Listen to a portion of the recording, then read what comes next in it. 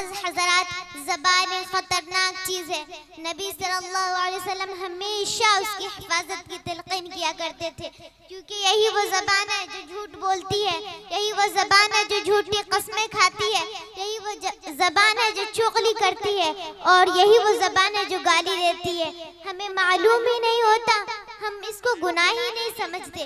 ग़ीबत भी एक ऐसा गुनाह है जिसमें हर कोई मुलव्विस है, मर्द हो या औरत, जवान हो या बूढ़ा, आलिम हो या जाहिल।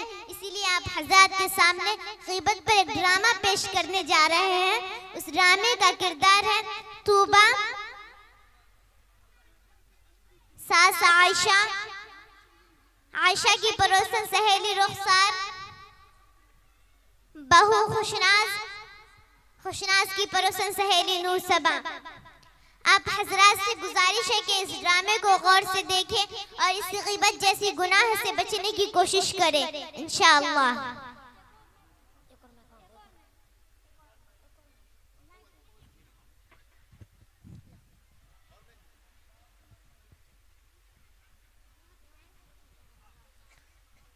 अस्सलामु अलैकुम व रहमतुल्लाहि व बरकातुहू। वालेकुम अस्सलाम व रहमतुल्लाहि व बरकातुहू। बैठो बैठो, बहुत दिन से मुलाकात नहीं हुई। अरे ये बहन कौन है? ये बहन हमारी मेहमान है, मुंबई से आई है और दीन के बारे में बहुत अच्छी मालूमात रखती है। अरे मैं तो बातों बातों में खैरियत ही पूछना भूल गई। खैरियत से? अरे बहन, कहाँ की खैरियत जी रही हूँ, जैसे तैसे वक्त पूरा करके दुनिया से जाना ही है। अरे आपा जान, अल्लाह ताला ने आपको शादो आबाद घर दिया है, बेटे की भी अच्छी नौकरी है और चांद जैसी खिदमत गुजार बहू है, और क्या चाहिए? खामोश रहो, मेरा मुंह ना खुलवाओ। कैसा बेटा, कैसी बहू, उनको तो बूढ़े लोगों की एहसास ही नहीं है कि किस हाल में तबीयत है, कैसी है, क्या खा रही है, किसी को फिक्र नहीं। बस हमको अपने लिए बोझ समझते हैं और सोचते हैं जल्द से जल्द छुटकारा मिलना है। और उनका बहू रानी का तो पूछस न को, नवाबजादी के सुबह होते ही न घर की सफाई, न नाश्ता, न चाय, ये सारी बातें बड़ों के सिखाने से मिलती है। लगता है उसे कुछ भी सिखाया नहीं गया है। अरे बहन, क्या बताऊं, जब अपने मायके का कोई आता तो उनके देखभाल में बिजी रहती। जब मेरा कोई आता तो न देने के लिए पैरन पड़ते, न बनाने के लिए हाथन पड़ते। नाटक शुरू हो जाता, कभी सर में दर्द, कभी पेट में दर्द, कभी यहाँ दर्द, कभी वहाँ दर्द। तबीयत ठीक नहीं है। खाने के बारे में तो पूछस न को, चाय ऐसे बनाई जैसे अकाली इमारत की रात हो, दाल ऐसे बनाई जैसे तरा हुआ पानी के तरह, चावल ऐसे बनाई जो खाते ही पेट में दर्द हो जाए। फिर हर 2 दिन के बाद मायके याद आ जाए, फिर मायके जा करके माँ के पल्लू से बंध जाए और आए का नाम न लेती। अरे आपा जान, आपकी बहू इतना सब कांड करती है, आप कुछ बोलती क्यों नहीं? अरे बहन, मैं तो बोलते बोलते तंग आ चुकी हूँ, अब कुछ बोलना मुश्किल हो गया है। कुछ बोलो तो हमारे शहजादे के पेशेने के बल पड़ने लगते हैं, इसलिए हमें खून का घोट पी करके खामोश रहना पड़ता है। अरे रुखसार, मैं तो तेनो चाय पिलाना ही भूल गई। चलो सीटोट में बैठकर चाय पीते हैं। ये थी सास और सास की पड़ोसन, दिल खोलकर अपनी बहुओं की ग़ीबत कर रही थी। अल्लाह ताला माफ़ अता फरमाए। चलिए अब देखिए बहुओं को कि किस तरह अपनी सासों की तारीफ करती है। अस्सलामु अलैकुम व रहमतुल्लाहि व बरकातुहू। वालेकुम अस्सलाम व रहमतुल्लाहि व बरकातुहू। कैसी हो बहन? क्या बताऊं बहन, ठीक भी हूँ, ठीक नहीं भी हूँ। ये कैसी दरमियान की बातें कर रही हो? क्या बताऊं, जब तक सास का साया सर पर मुसल्लत है तब तक चैन कहाँ। खुशनाज, तुम तो खुशकिस्मत हो जो तुम्हारे सर पर सास का साया है। अरे नूर सबा, ये क्या खुशकिस्मत की रेट लगा रखी हो, वो भला कैसे चैन से रह सकती है जिसकी मेरी जैसी सास हो। एक बात पूछूं? हाँ पूछो बहन। औरतों के तादाद में सबसे खुशकिस्मत औरत कौन है, तुम्हें मालूम है? नहीं बहन। अरे बहन, वह सारी इंसानों की माँ हजरत हव्वा अलैहिस्सलाम है। वह कैसे बहन? क्योंकि उनकी कोई सासु नंद नहीं थी। अरे खुशनाज, तुम तो खुशकिस्मत हो जो तुम्हारे सर पर सास का साया। अरे नूर सबा, वो सास नहीं परेशानियों का घर है जब देखो नाक चढ़ाए मुसर्रत रहती है।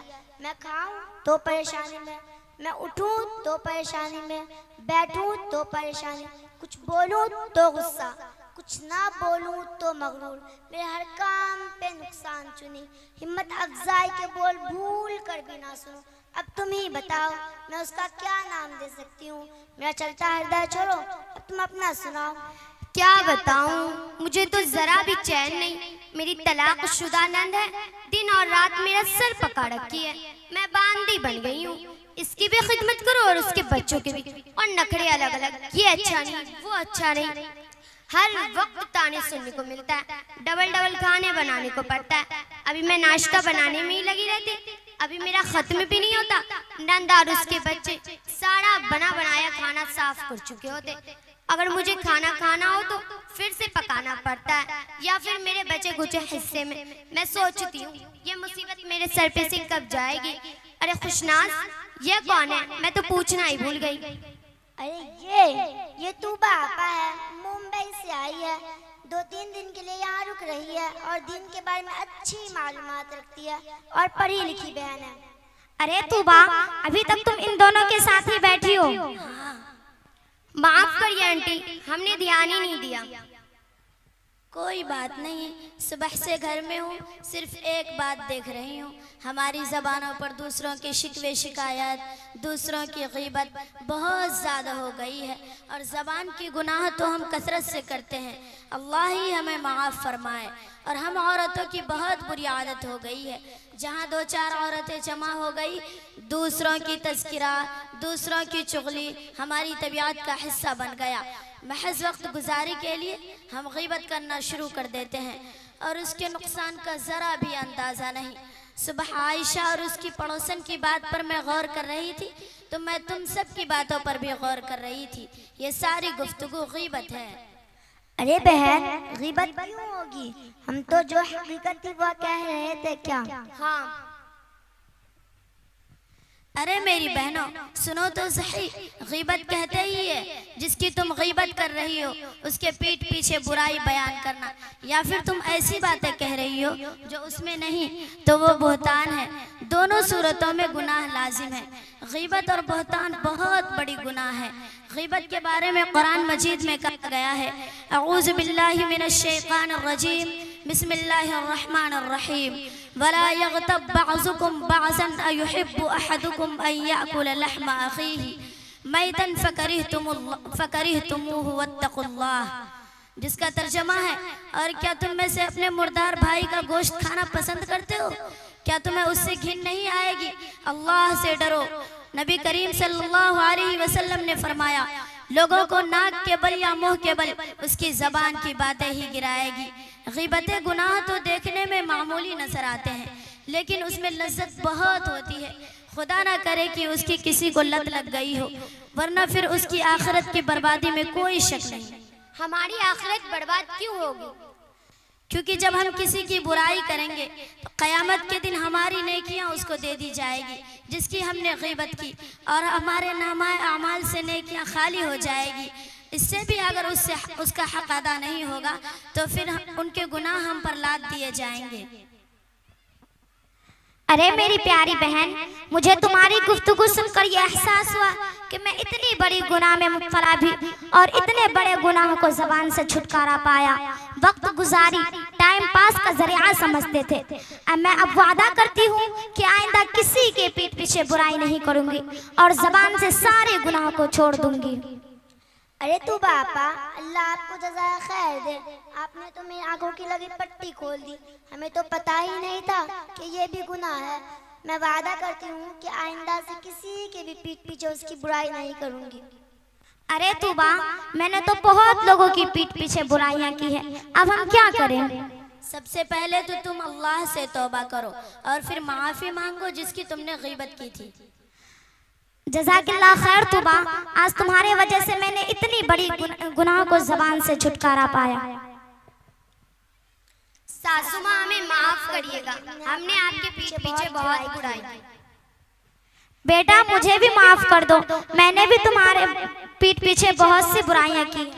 आंटी हमें माफ करिएगा, हमने आपके पीठ पीछे बहुत सी बुराई की। बेटा हमें भी माफ कर दो, हमने तुम्हारे पीठ पीछे बहुत सी बुराइयां की।